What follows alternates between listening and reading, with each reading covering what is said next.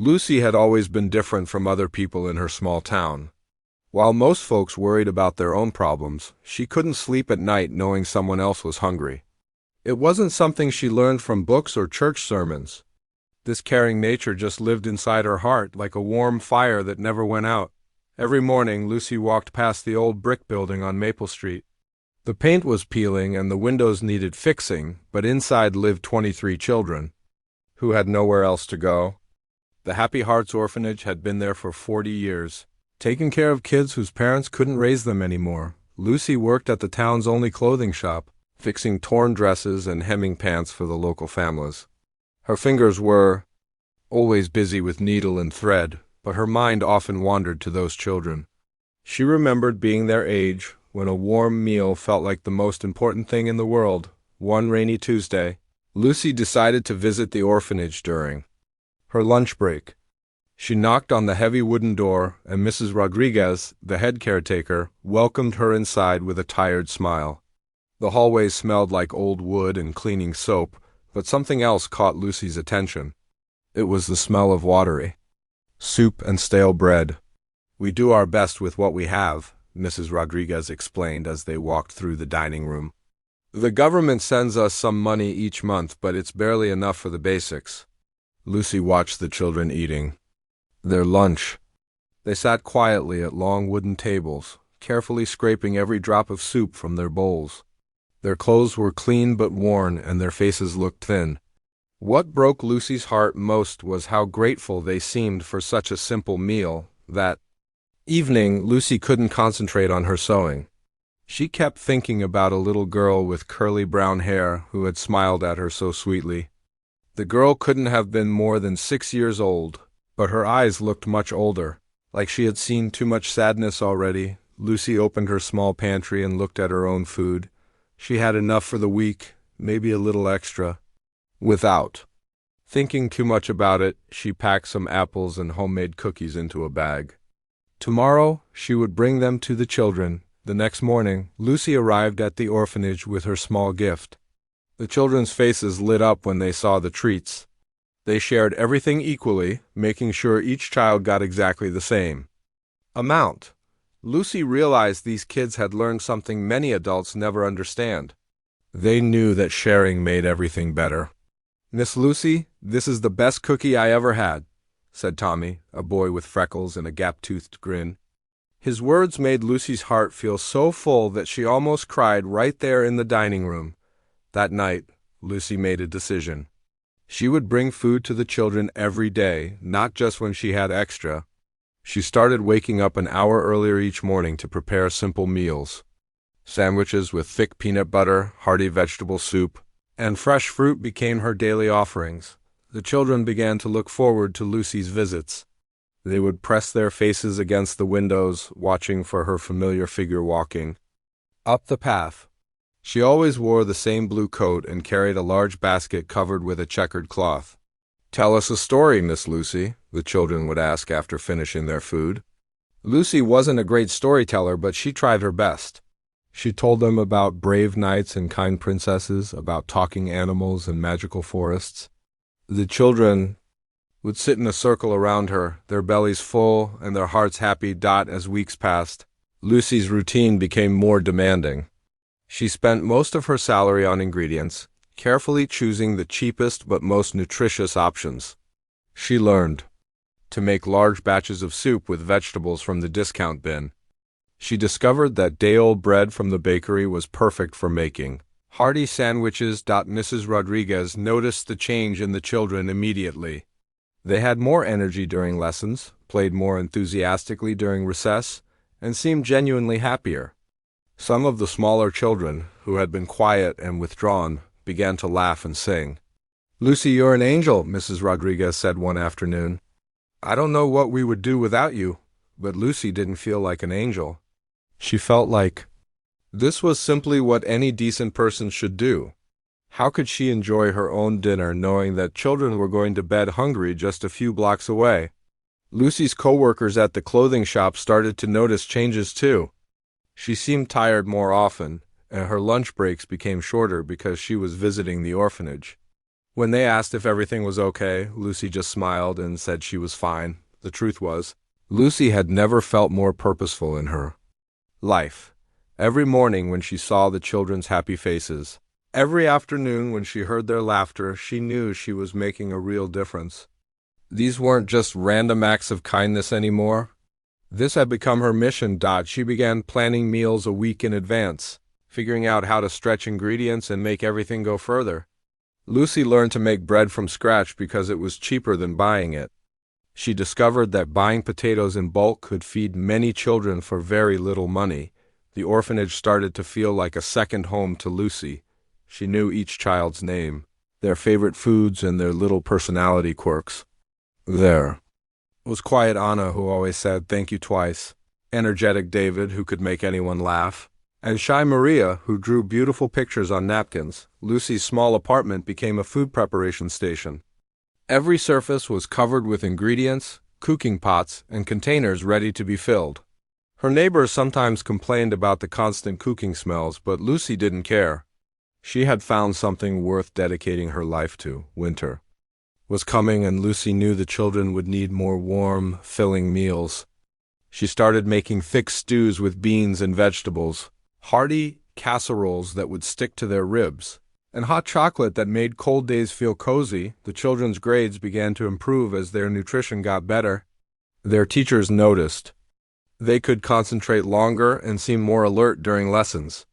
Several children grew noticeably taller and stronger. Lucy felt proud of these changes, but she also felt something else growing inside her. It was a determination so strong that nothing could shake it. She had found her calling, and she would do whatever it took to keep these children fed and happy. Every night before bed, Lucy would plan the next day's meals. She would count her money, check her supplies, and make sure she had everything needed. It had become more than just cooking. It was her way of showing love to children who desperately needed to feel cared for. The other volunteers at the orphanage admired Lucy's dedication, but they had no idea how much of herself she was giving. They saw her cheerful smile and generous spirit, but they didn't know about the sacrifices she was making behind the scenes. Lucy's life had found its center, and that center was the happiness of 23 children who had learned to count on her love, one meal at a time. Winter arrived earlier than expected, bringing with it a harsh cold that seemed to settle into everyone's bones. Lucy noticed how the children at the orphanage huddled together for warmth, their thin blankets barely enough to keep them comfortable. She knew they would need more than just regular meals now. They needed food that would warm them from the inside out. Lucy's morning routine became even more intense. She would wake up at 4 in the morning, long before the sun showed its face. Her small kitchen became a busy workspace where she prepared large pots of thick soup, batches of warm cornbread, and thermos containers filled with hot chocolate. The smell of cooking food filled her apartment all day long. At the clothing shop, Lucy's coworkers began to worry about her. She looked tired, with dark circles under her eyes that makeup couldn't hide. Her hands, once steady with needle and thread, sometimes shook slightly when she worked on delicate alterations. "Lucy, you need to slow down," said Janet, the shop owner. "You're working yourself too hard." But Lucy just smiled and continued hemming a dress. She couldn't explain to Janet that slowing down meant children would go hungry. She couldn't make her understand that every extra hour of sleep she took meant less food for kids who depended on her. The truth was, Lucy had started making a difficult choice every day. She would look at her own plate of food, then think about the children's faces. More and more often, she found herself wrapping up her dinner and taking it to the orphanage the next morning instead of eating it herself. At first, it was just skipping lunch here and there. Lucy told herself she wasn't really hungry anyway. She would drink extra water to fill her stomach and keep working. But as the days grew colder and the children needed more hearty meals, Lucy's sacrifices became bigger. She began eating only one small meal a day, usually just a piece of toast with butter or a bowl of plain rice. Everything else went to the children. Lucy convinced herself that she was stronger than them, that she could handle being hungry better than they could. The children's health continued to improve under Lucy's care. They had rosy cheeks now, and their eyes sparkled with energy.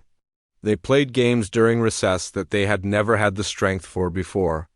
Their laughter filled the orphanage halls, creating a warmth that the old heating system could never provide. Lucy felt proud watching them grow stronger, but she also felt something else. A constant gnawing feeling in her stomach that she tried to ignore. Her clothes began to feel loose, hanging on her frame like they were made for someone bigger. She had to punch new holes in her belt to keep her pants from sliding down. Mrs. Rodriguez, the head caretaker, noticed Lucy's dedication but not the cost it was taking on her body. She was too busy managing the daily challenges of caring for 23 children to pay close attention to the generous woman who had become such a blessing to them all. Lucy's landlord, Mr. Peterson, lived in the apartment next door. He began to notice that Lucy's cooking smells were always present, but he never saw her carrying food for herself. Sometimes he would hear her moving around in the kitchen at odd hours, but he assumed she was just a night owl who enjoyed cooking. The children started to depend on Lucy in ways that went beyond just food. She had become their source of comfort, their daily ray of sunshine in a world that had often been dark and uncertain. When little Anna scraped her knee during play, she ran to Lucy for comfort. When David had nightmares, he would ask Lucy to tell him a happy story the next day. "Miss Lucy, you're the best cook in the whole world," Maria would say, carefully eating every bite of the warm stew Lucy brought. These words made Lucy's heart feel full, even when her stomach was empty. Lucy's grocery shopping became a careful science. She would spend hours at the market, comparing prices and calculating how much food she could buy with her limited money. She learned to stretch ingredients in ways she had never imagined before. One chicken could become soup for all the children if she added enough vegetables and rice. She discovered that the bakery threw away day-old bread every evening, and she began timing her visits to rescue these loaves before they went to waste. The baker, a kind man named Tony, began setting aside extra bread for her when he realized what she was doing. "You're doing good work, Lucy," Tony would say, handing her bags of bread rolls. "Those kids are lucky to have you." But Lucy didn't feel lucky. She felt driven by something stronger than herself, a force that wouldn't let her rest while children were hungry. She had crossed a line somewhere along the way, from helping when she could to sacrificing everything she had. Her savings account, which had taken years to build, began to shrink rapidly. Money that Lucy had planned to use for a new sewing machine or maybe a small vacation now went entirely to feeding the children. She told herself it was temporary, that somehow things would get better. The physical changes in Lucy's body became more noticeable. Her face looked thinner, and her cheekbones stood out more sharply. Her favorite blue coat, which had always fit her perfectly, now seemed too big. She had to roll up the sleeves so they wouldn't hang over her hands. At work, Lucy sometimes felt dizzy when she stood up too quickly. She learned to move more slowly, to take breaks between tasks. When customers complimented her on losing weight, she would smile and thank them, not mentioning that it wasn't by choice. The children's teachers at the local school began to notice improvements in their students from the orphanage. They were more alert during lessons, participated more in class activities, and seemed generally happier. The school principal even mentioned to Mrs. Rodriguez how proud he was of the positive changes. Lucy felt a deep satisfaction knowing that her sacrifices were making such a difference.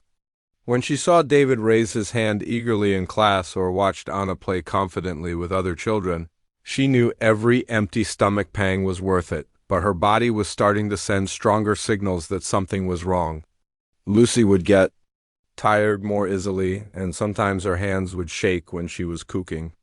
She began to feel cold all the time, even when wearing multiple layers of clothing. Lucy's weekly routine became a careful balance of work, cooking, and trying to rest.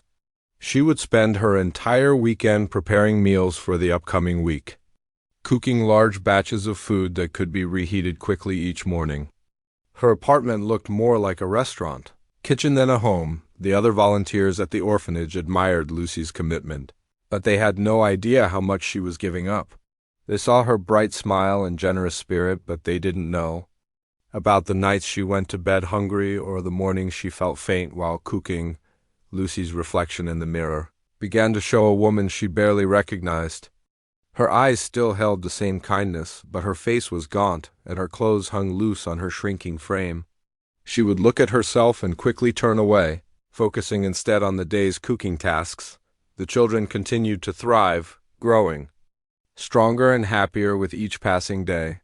Their laughter became Lucy's fuel, their smiles her reward.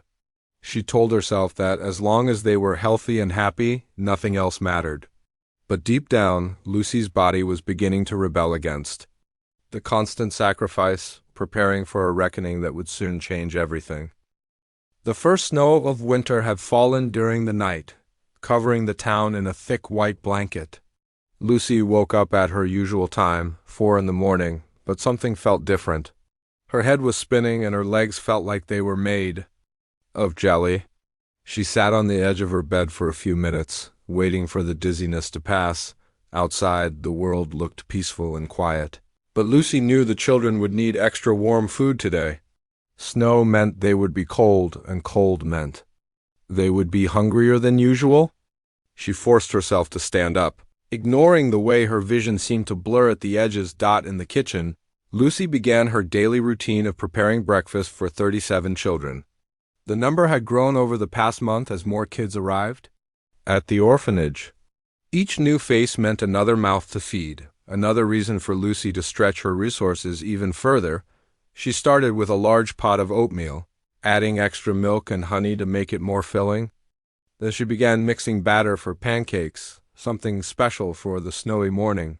But as she stirred the thick mixture, her hands began to shake uncontrollably. Lucy tried to steady herself against the counter, but her legs wouldn't support her weight properly. She had been ignoring the warning signs for weeks now. The constant tiredness, the way her heart raced when she climbed stairs, the cold that seemed to live in her bones. No matter how many layers she wore, she managed to finish the pancakes, though they took twice as long as usual. Every movement felt like it required enormous effort. Lucy's reflection in the kitchen window showed a woman who looked like a ghost of her former self. Her cheekbones jutted out sharply, and her eyes seemed too large for her thin face. By the time Lucy packed the food into her usual containers, she was breathing heavily. The walk to the orphanage, which used to take 10 minutes, now felt like climbing a mountain. She had to stop 3 times to rest, leaning against trees and lampposts until her heartbeat slowed down. Mrs. Rodriguez was waiting at the orphanage door, as she did every morning. But today, her usual smile turned into a look of concern when she saw Lucy approaching. "Lucy, dear, are you feeling all right?" Mrs. Rodriguez asked, taking some of the heavy containers from Lucy's trembling hands. "I'm fine," Lucy replied automatically, though her voice sounded weak even to her own ears. "Just tired." The snow made walking a bit harder. Inside the orphanage, the children were already gathered in the dining hall, their faces bright with excitement about the unexpected snow day. They cheered when they saw Lucy arrive with her usual feast of warm food. Their happiness gave Lucy a small burst of energy, enough to help serve breakfast and tell them about the winter games they could play outside. But as Lucy was ladling oatmeal into the last bowl, the world suddenly tilted sideways. The ladle fell from her hand, clattering against the floor as Lucy's knees buckled. She reached out desperately for something to hold on to, but there was nothing there. The children's laughter stopped instantly as they watched their beloved Miss Lucy collapse onto the cold dining room floor. Her eyes were open, but she seemed to be looking at something far away. Her breathing was shallow and fast, like a small bird's. "Get help!" Mrs. Rodriguez shouted to one of the older children, who ran to call Dr. Williams from his office down the street. The other children gathered around Lucy, their faces filled with fear and confusion. They had never seen their strong, caring Miss Lucy look so fragile. Anna, the quiet girl with curly hair, began to cry. "Is Miss Lucy going to be okay?" she asked, her small voice shaking. Dr. Williams arrived within minutes, his medical bag in hand and his face serious. He was a kind man who had been taking care of the townspeople for over 20 years. He knelt beside Lucy, checking her pulse and looking at her pale skin. "When did she last eat?" he asked Mrs. Rodriguez quietly. "I don't know," Mrs. Rodriguez replied, suddenly realizing that she had never actually seen Lucy eat anything during her visits. She's always so busy feeding the children. Dr. Williams lifted Lucy's thin wrist, feeling how light she had become. Her pulse was weak but fast, and her skin felt cold to the touch. He looked at her face, seeing the signs he had learned to recognize over years of practice. This wasn't just tiredness or a simple fainting spell. "We need to get her to my office immediately," he said, his voice grave. "Mrs. Rodriguez, can you help me carry her?" The children watched in worried silence as the adults carefully lifted Lucy and carried her out of the dining hall. Some of the younger ones began to cry, not understanding what was happening to the woman who had become like a mother to them all.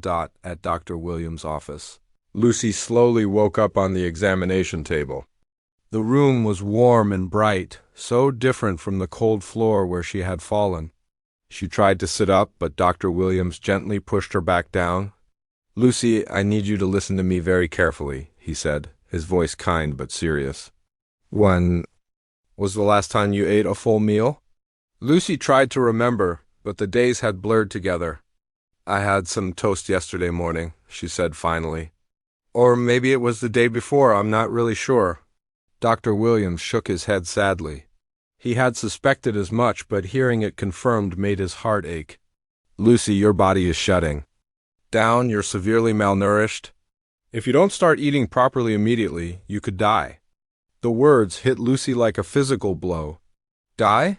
But she couldn't die. Who would feed the children? Who would make sure they had warm meals and full stomachs? Who would tell them stories and make them feel loved? "I have to get back to the orphanage," Lucy said, trying to sit up again. "The children need their lunch." "The children need you to be alive," Dr. Williams said firmly. "Lucy, I've been a doctor for a long time, and I've never seen anyone sacrifice themselves the way you have. It's admirable, but it's also dangerous. You can't help anyone if you're dead." Lucy's eyes filled with tears. She had been so focused on the children's needs that she had forgotten about her own. But how could she eat when she knew they might go hungry? How could she spend money on her own food when it could buy meals for kids who had nothing? "I can't stop," Lucy whispered. "They depend on me. You don't understand. Before I started helping, they were so thin, so sad. Now they're healthy and happy. I can't let them go back to being hungry." Dr. Williams sat down beside the examination table. "Lucy, I need you to understand something. You're not just malnourished. Your body has been eating itself to stay alive. Your muscles are wasting away, your organs are struggling to function. You have maybe a month before the damage becomes permanent." The reality of his words slowly sank in. Lucy had been so focused on saving the children that she had nearly killed herself in the process. But even knowing this, she couldn't imagine stopping. The children's faces flashed through her mind, their smiles when they saw her coming, their gratitude for every meal, their trust in her daily care. "What am I supposed to do?" Lucy asked, tears streaming down her thin cheeks. "I can't let them starve. I can't abandon them." Dr. Williams took her hand gently. "You're not abandoning them by taking care of yourself. You're ensuring that you'll be around to help them for years to come." "But Lucy, you need help. You can't do this alone anymore." Outside the doctor's office, snow continued to fall, covering the town in pristine white. At the orphanage, the children sat quietly in the dining hall, their breakfast growing cold as they worried about the woman who had given them everything, even when it meant she had nothing left for herself. 3 days after Lucy's collapse, the sound of cattle hooves echoed through the quiet streets of the town. A group of cowboys had arrived with their herd, planning to rest for a few days before continuing their journey to the big city markets.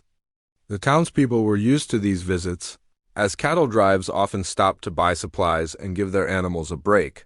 Among the cowboys was a man named Jake, whose weathered face told stories of years spent under the open sky. His hands were rough from handling ropes and caring for animals, but his eyes held a gentleness that seemed unusual for someone in such a tough profession.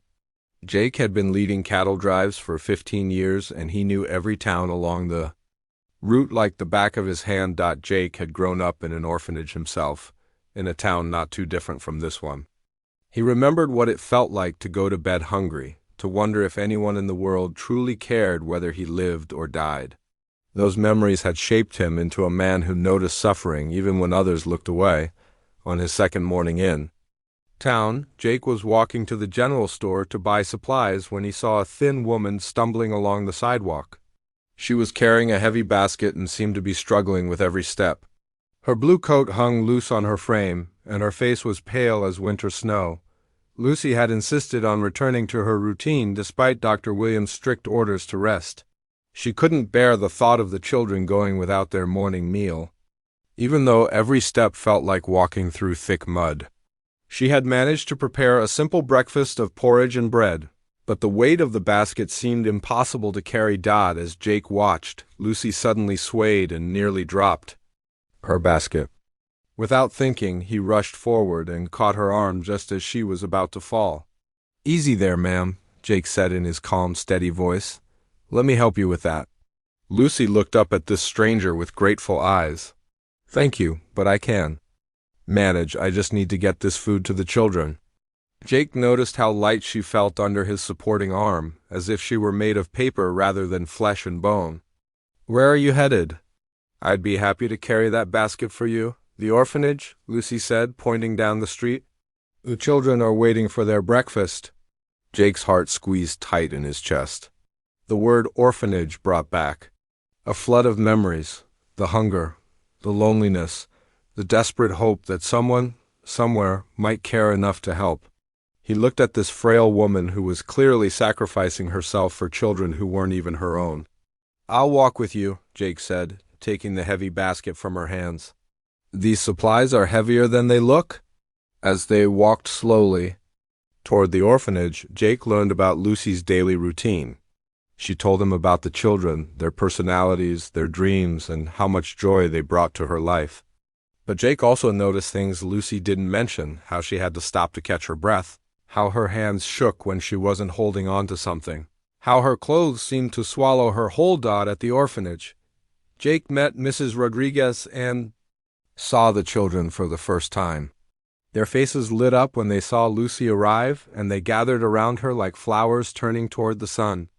But Jake also saw something else. These children were healthy, well-fed, and obviously loved. Someone had been taking very good care of them. "Miss Lucy, who's your friend?" asked Tommy, the boy with freckles, looking up at Jake with curious eyes. "This is Mr. Jake," Lucy said with a tired smile. "He helped me carry your breakfast." Jake watched as Lucy served the children their meal, making sure each child got exactly the right amount. She knew each of their names, their favorite foods, and their little habits. But he also noticed that Lucy didn't eat anything herself. She claimed she had already eaten at home, but Jake's experienced eyes could see the truth. After breakfast, Jake helped Lucy carry the empty containers back to her apartment. The place was tiny but clean, with every surface covered in cooking supplies and food preparation materials. It looked more like a restaurant kitchen than someone's home. "Can I ask you something?" Jake said as Lucy began preparing lunch for the children. "When do you eat?" Lucy paused in her stirring. "I eat when I need to. The children come first." Jake had heard those words before, in his own voice, years ago when he was learning to care for cattle. But he had learned something important during his time as a cowboy. You can't take care of others if you don't take care of yourself first. "Ma'am, I don't mean to pry, but you look like you haven't had a proper meal in months." Lucy's eyes filled with tears. "I can't eat when I know they might go hungry. These children have already suffered so much. I can't let them suffer more." Jake understood completely. He had felt that same desperate need to protect those who couldn't protect themselves.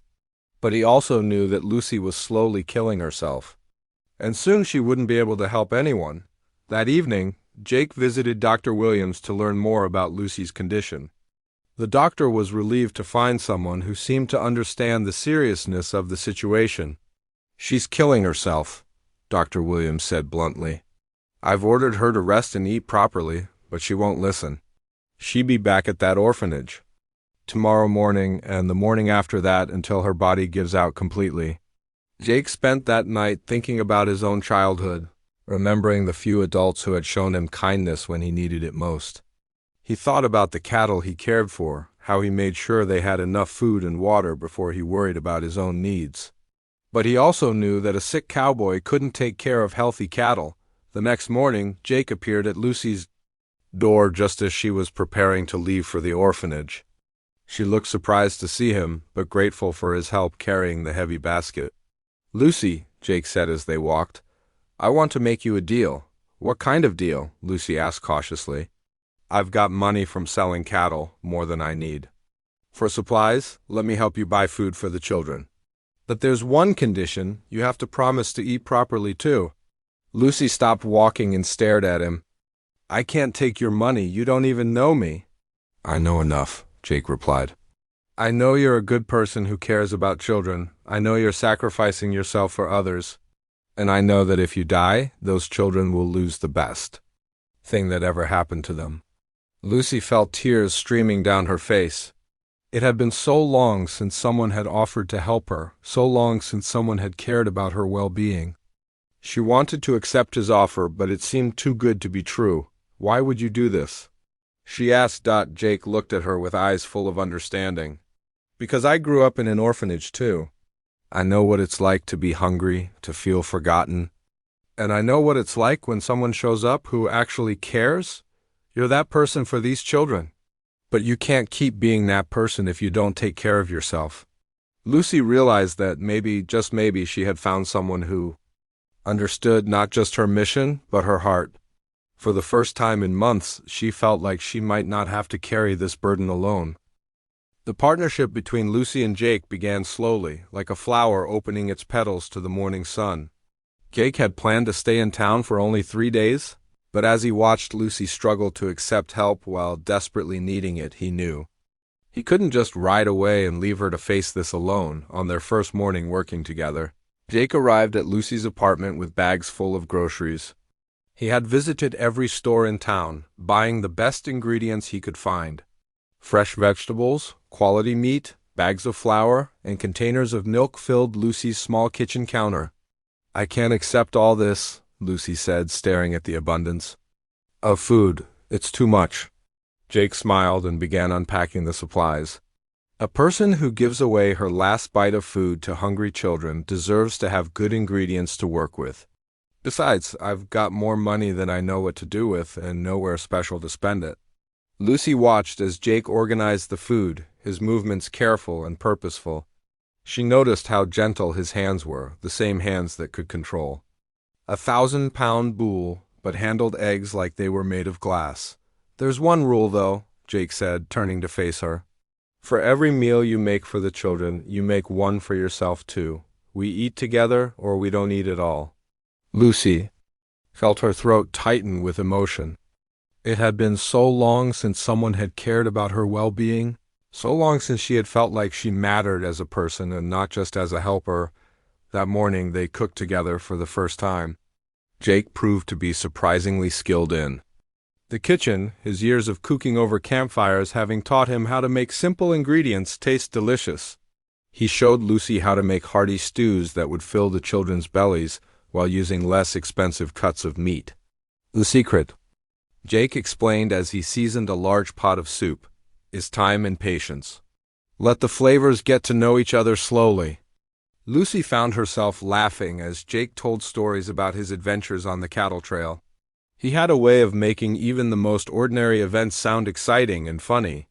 For the first time in months, Lucy felt her shoulders relax and her heart feel light. At the orphanage, the children were amazed by the feast that Lucy and Jake brought them. There was enough food for everyone to have seconds, and the quality was better than anything they had tasted in years. But more importantly, they noticed that Miss Lucy looked different. She had color in her cheeks, and her eyes seemed brighter. "Miss Lucy, are you feeling better?" asked Anna, the quiet girl who noticed everything.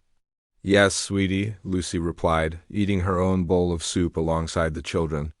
"I'm feeling much better."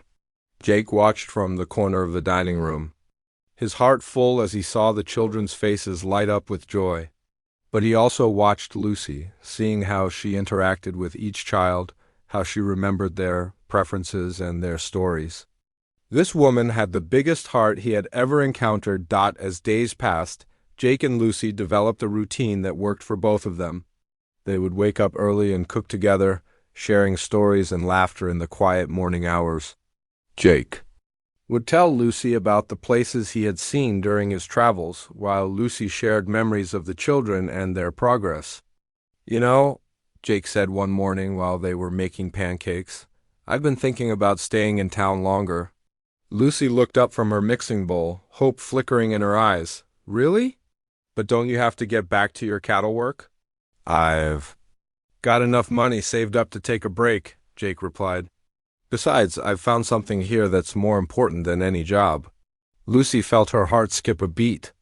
She had grown to look forward to Jake's presence, to depend on his steady support and gentle humor.